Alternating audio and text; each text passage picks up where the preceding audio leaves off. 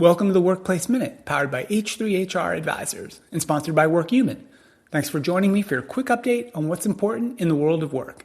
My name is Steve Boese. Today in the Workplace Minute, we're diving into the latest data from the U.S. labor market, focusing on the newest JOLTS report, and asking a question I think a lot of HR leaders, business executives, and workers themselves are just beginning to wrestle with. How is it possible that unemployment remains relatively low by historical standards, hovering in the low 4% range, but yet so many people feel like the job market is not working for them? Let's break it down. When you move behind the headline numbers, the U.S. labor market story becomes much more nuanced and, frankly, much more important for understanding what's really happening in today's labor market. To make sense of this, it helps to start with what the JOLTS report actually is and why it matters. JOLTS stands for Job Openings and Labor Turnover Survey, and it's one of the most valuable but often overlooked data sets that's produced by the U.S. Bureau of Labor Statistics. While the unemployment rate tells us how many people are out of work, the JOLTS report gives us insight into the movement and behaviors inside the labor market. It tracks things like job openings, hiring activity, voluntary quits, layoffs, and more, which together provide a much clearer picture of how dynamic or constrained the labor market really is at any given point in time. So for some context, at the peak of the post-pandemic labor market in March of 2022, United States job openings reached a record high of about 12.3 million. That reflected an unprecedented surge in demand for workers. In the most recent JOLTS report, February 2026, that number has fallen to roughly 6.9 million openings. That's a decline of more than 5 million jobs, signaling a meaningful cooling in hiring demand, even as the unemployment rate remains relatively low. And additionally, the current number of 6.9 million open jobs is almost exactly the same number of openings as we had in February of 2020.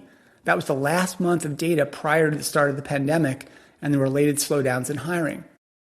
In the most recent data, several important trends continue to emerge.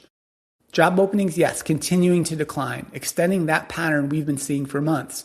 Hiring levels, relatively modest. The quit rate, which is often viewed as a proxy for worker confidence, is greatly subdued. And at the same time, layoffs, though, despite the news you might have seen, they've not spiked really by historical standards and remain fairly stable. So when you put all of that together, what you see is not a labor market that's completely breaking down, but one that's slowing down and becoming more cautious. The most recent JOLTS report shows there were only about 4.8 million total hires in February 2026. So aside from the sharp decline caused by the pandemic shutdowns, you have to go all the way back to August of 2014 to find a lower number of monthly hires. So that's where the disconnects begin to make more sense. From the traditional standpoint, this low unemployment rate still signals strength, and by that measure, the labor market still looks healthy. But unemployment is a trailing indicator, and it doesn't capture how people feel about their prospects or how easy it is to move between jobs. The JOLTS data, on the other hand, tends to be a little bit more forward predicting, and right now it's telling us that both employers and workers are pulling back.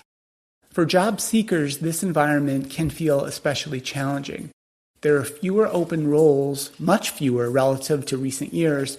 The hiring process itself is taking much longer, and competition for any available positions increasing. Even highly qualified candidates may find that job opportunities are harder to secure or that the offers they're seeing are less attractive than they might have seen just a couple of years ago. And at the same time, for people who are currently employed, their math has changed as well.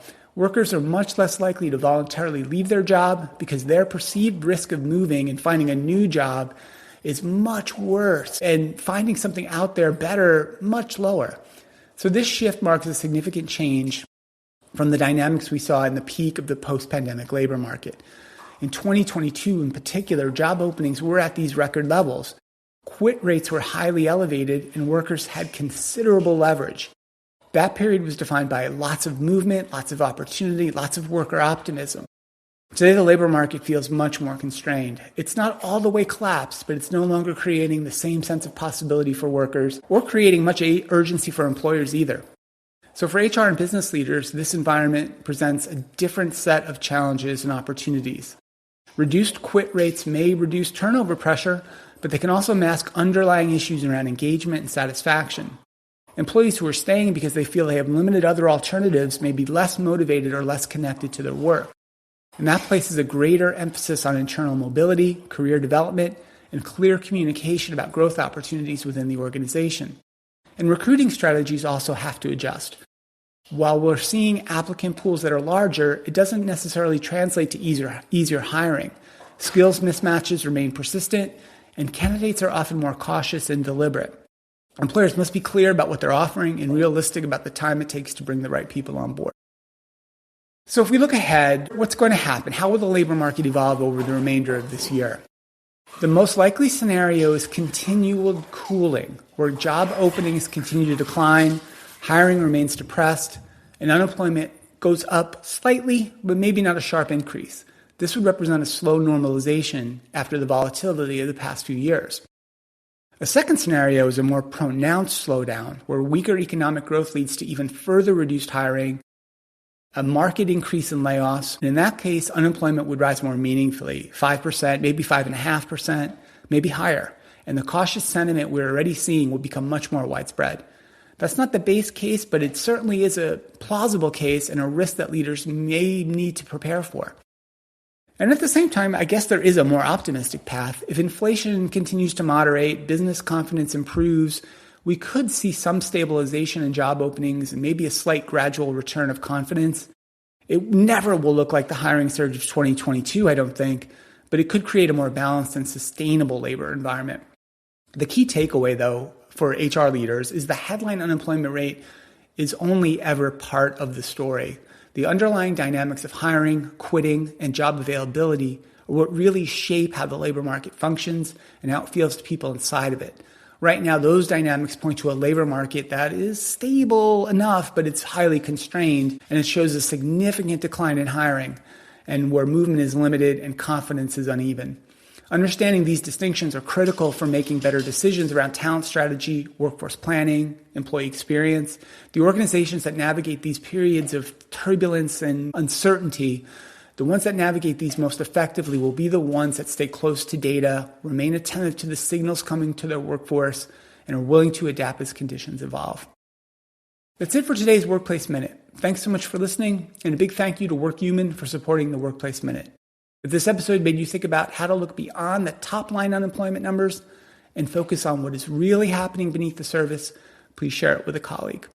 I'm Steve Boese, and this has been the Workplace Minute from H3 HR Advisors.